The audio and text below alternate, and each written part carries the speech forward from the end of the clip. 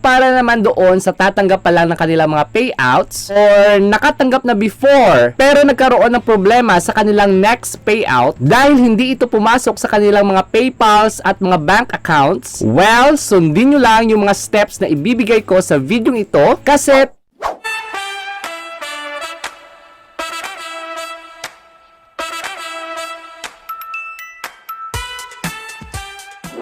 yes, hello mga katropa! Once again, this is Pancha and welcome back to my channel. Facebook Monetization 101 na naman tayo mga katropa, kung saan magbibigay tayo ng mga legit na kaalaman tungkol sa kung paano kumita ng pera sa Facebook. At sinasabi ko po ito ng paulit-ulit base po ang mga impormasyong ibinibigay ko sa inyo sa update ng Meta sa Facebook. At hindi po gaya nung mga mali-maling tutorials na nagsilipanan na sa mga Facebook Reels recommendation ninyo. Gawa ng mga bagong sibol na content creators para lang makagain ng views. Oh my God, di ko yun kaya. Yes, totoo yan.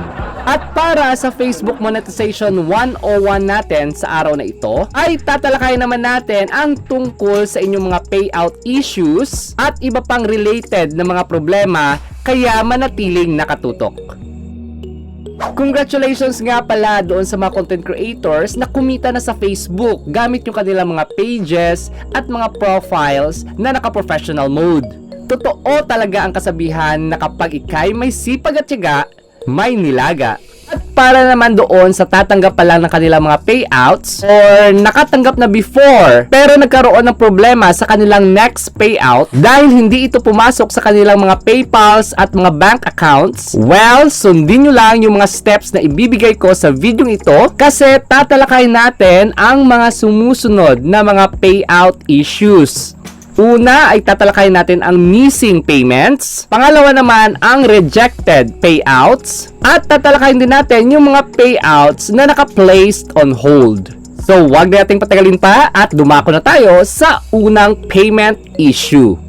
Number 1. Missing payments. Ang mga steps na ibibigay ko ay ito dapat yung mga una mong gagawin bago mo i-report yung problema mo sa contacting support ng Meta regarding sa iyong missing payments. At bago ko ibigay ang unang step, mag-review muna tayo. Re-review muna natin yung mga payments date by product. So yung mga payments para sa Audience Network, in-stream ads, Rights Manager, Facebook Reels, and Oculus ay nare-release sa'yo every 21st ng buwan kung nakaset up na yung iyong payment method. At yan yung makinita mo sa nakaraang buwan. So for example, yung makinita mo sa anumang products na nabanggit ko kanina sa buong buwan ng January ay matatanggap mo ito sa susunod na buwan or sa February 21 na. Ang makita naman sa stars, sa subscriptions, at paid events online, gaya nga ng sinabi ko sa naunang products kanina, matatanggap mo din ito every 21st day ng susunod na buwan. So example, yung kinita mo sa buong buwan ng January ay matatanggap mo February 21 na. Tapos, yung makita naman sa mga games or apps and non-profit or charities ay matatanggap mo twice a month. Yung kita mo from 1st to 15th ng buwan ay matatanggap mo sa ika-second ng susunod na buwan. At yung kinita mo naman from 16th hanggang sa katapusan ng buwan ay matatanggap mo sa ika-21st na ng susunod na buwan. At ang mga kinita nyo ay papasok yan sa mga nakalink ninyong PayPal or bank account. At yan ay mangyayari lang kung ma-reach ninyo yung minimum threshold na $25 to $100. Sa US, ang minimum threshold ay nasa $25 lang. At ang mga non-US charities naman ay nasa $100, 100 pounds, and 100 euros depende sa location.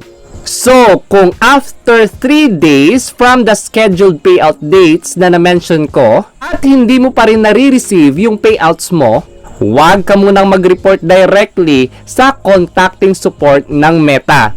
Just inhale, exhale. Konting kalma katropa at sundin mo lang ang mga steps na ito. Number 1, payout issue, missing payments. Para sa missing payment issue, yung unang-una mong gagawin ay puntahan mo ang iyong bangko at i-confirm ang status ng payment mo. Next, ay i-confirm mo rin kung yung bangko mo ay tumatanggap ng payment in USD or US dollars. Pagkatapos ay i-review mo ulit yung mga information na inilagay mo sa iyong payout account, baka may mali. Lastly, i-verify mo muna kung na-reach mo yung minimum threshold na sinabi ko kanina or minimum payment amount para sa product kasi baka hindi. Kung wala dyan sa mga nabanggit ko yung solusyon sa problema mo ay pwede ka lang mag-submit ng report sa contacting support ng Meta by clicking the link sa description ng videong ito. So nilagay ko na dyan sa ating description yung link ng contacting support ng Meta. So dumako naman tayo sa pangalawang payment issue, ang rejected payouts. Bakit ba rejected ang iyong payout?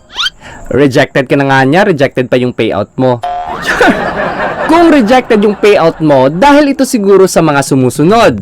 Una, mali siguro yung inilagay mo na bank details o di kaya ay kulang. Pangalawang rason, baka yung bangko mo ay hindi tumatanggap ng payment in USD. Pangatlong rason, ito yung isa sa mga reasons kung bakit nare-reject yung payout natin ay hindi mo na-reach yung minimum payment threshold or yung minimum payment amount na sinabi ko kanina. Kaya kung may ma-receive ka na notice na rejected yung payout mo, yung gagawin mo lamang i-update mo yung iyong payment information para maitama mo ang iyong mali at kakulangan mo sa kanya. Para maayos yung maling details at mailagay kung ano mang kulang na information. Or pwede ding mag-reach out ka sa iyong bangko para ma-verify kung tama yung bank information. Kung ang rejected payout naman ay mula sa game developers or charities, or kung may mga tanong pa kayo or may mga dagdag pa kayong mga katanungan tungkol sa rejected payout ninyo, ay i-click lang yung link ng contacting support ng Meta sa ating description para masolusyonan ito. Pangatlong payment issue na kadalasang nararanasan natin ay yung tinatawag na payouts placed on hold. So ito yung kadalasang nararanasan ng mga content creators sa Facebook, ang payout na naka-on hold. Bakit ba yung payout mo ay naka-on hold for 5 days? Kung meron kang ginawang changes sa iyong bank information, of course, yung payout mo malalagay sa 5-day on hold. Ginagawa ito ng Meta para maproteksyonan yung mga personal and financial information natin. At don't you worry, marireceive mo din yung iyong payout sa iyong updated account kung mawala na yung hold period. Take note. So kung para maiwasan ito, kung magpapalit kayo ng information sa inyong payout account, dapat mga at least 15 days or more bago yung mga payout dates na na-mention ko kanina para makareceive ka ng payment during the cycle. Kasi kapag nagpalit ka ng information ng mga less than 15 days at malapit na yung araw ng sahuran, ay maghihintay ka ulit ng another cycle pa. So sa susunod na naman na buwan yan, ninyo matatanggap yung sahod nyo. At yan na muna yung ating Facebook Monetization 101 regarding sa payment issues para sa araw na ito. See you next time!